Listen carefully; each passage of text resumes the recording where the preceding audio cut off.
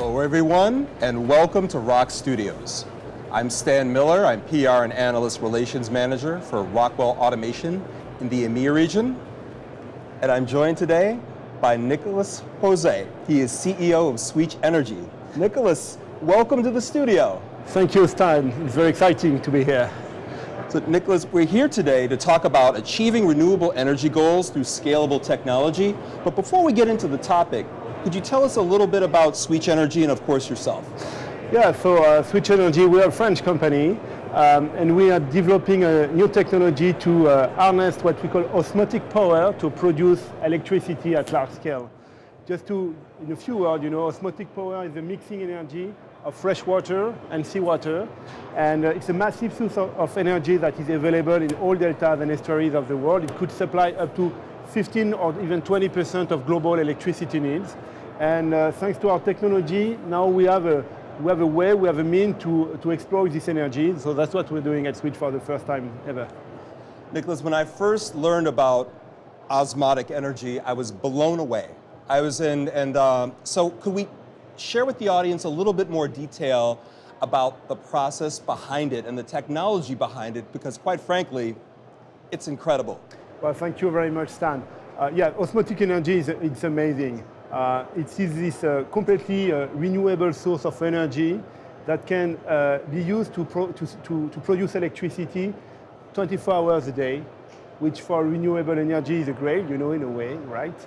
And it can fit the three needs. One is to be reliable, meaning that you can use it as a baseload power source or as a peaking power source.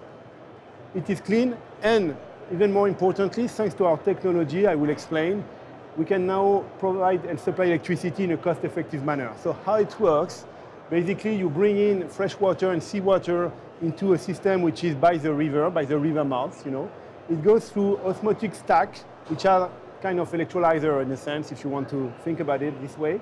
And you have the water flowing slowly into the system, and it produces energy through membranes, and we design at Sweetch Energy particular membrane specifically for it.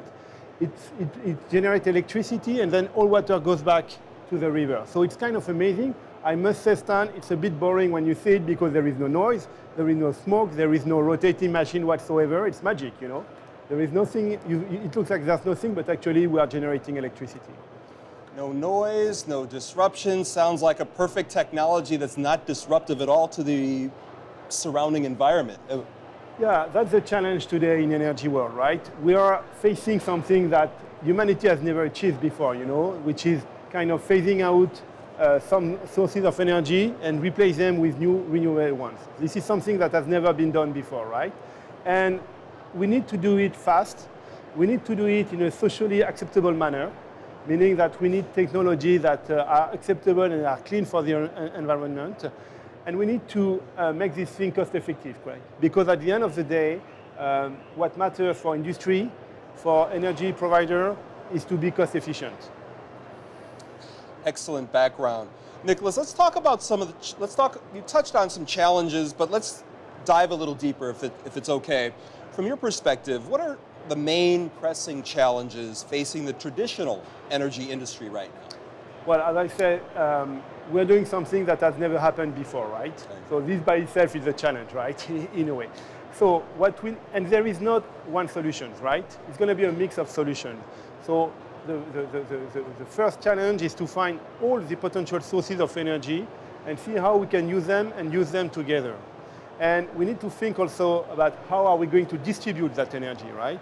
Because we know that transforming the energy system means also transforming the connection and the distribution system, which needs time, cost, and materials, right? Which is a big issue. So we at Sweetch Energy, what we've done is that we say, okay, that source of energy, osmotic power, is great because it's clean, as I said before, it's permanent, it's local, meaning that you don't need to import or export feedstock to make it work.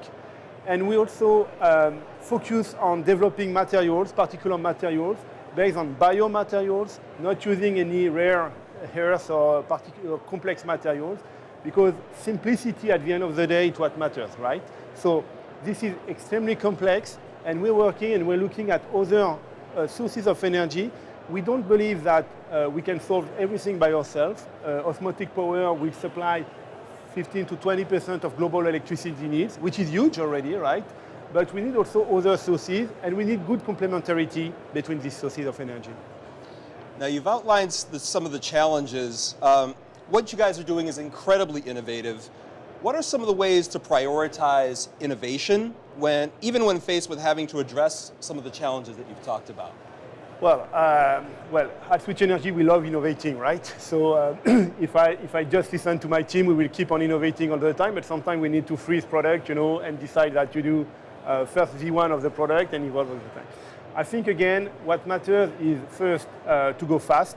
So we need to make the quick wins, because the energy transition must happen now.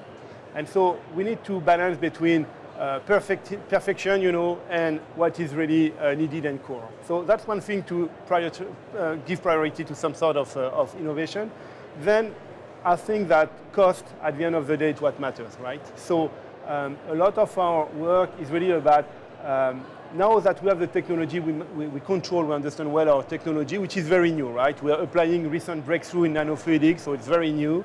The question is how to make that very affordable, right? And so it's working on materials and on industrial processes to make that affordable. And then comes how we operate the site itself, right? Which is, by the way, what we're doing with Rockwell, right? Which is why I'm here today. One of the critical factors in electricity generation today is reliability, We need to have reliable sources of energy, and to do that with an osmotic power, which is a complex process, right? Osmotic plant, because we're using water from the natural river or the sea, right? So salinity, temperature can vary. So we need to permanently in real time adjust, right? So we are innovating also in how we operate the system. And we're doing that, by the way, with Rockwell right now. So you've touched on collaboration, but let's go a little bit deeper. From your perspective, how does collaboration support Sweetch's vision, and what are the types of partnerships, collaborations that you're talking about?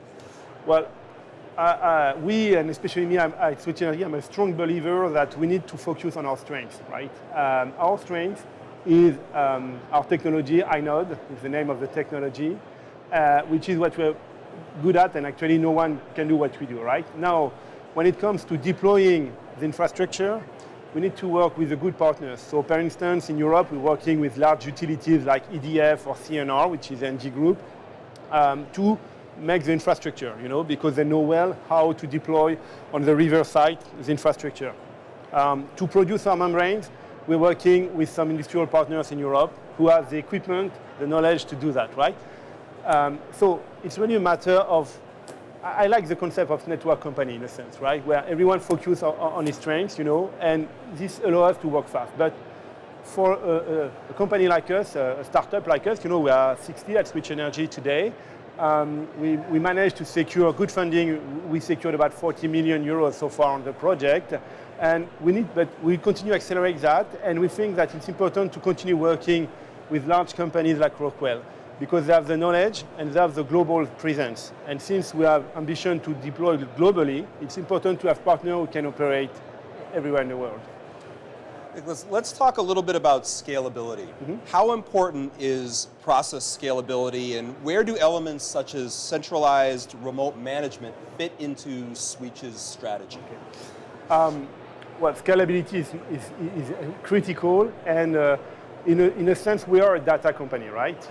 What we do is that we're collecting real-time hundreds, thousands of data, to run our systems, So first, we need automation to make that happen, and it needs to be replicable on various sites, So that's why, from scratch, we decided to invest massively on this automation and the centralized process, so that we can have something scalable and replicable. Plus, for us, we believe that our type of plant must be controlled remotely, right? Because it's a matter of cost, Again, electricity needs to be cost efficient, needs to be reliable, and needs to be clean, right? Automation, centralization, remote control allows for cost reduction, right? And so we don't do science for science, right? We are bringing a real industrial solution, and so for every part of what we do, we're looking at how we can accelerate the cost decrease, and obviously automation by optimizing processes, making them more efficient is absolutely critical. Plus, it allows us to generate the data and to collect data, which will help to continuously improve the technology and the performances.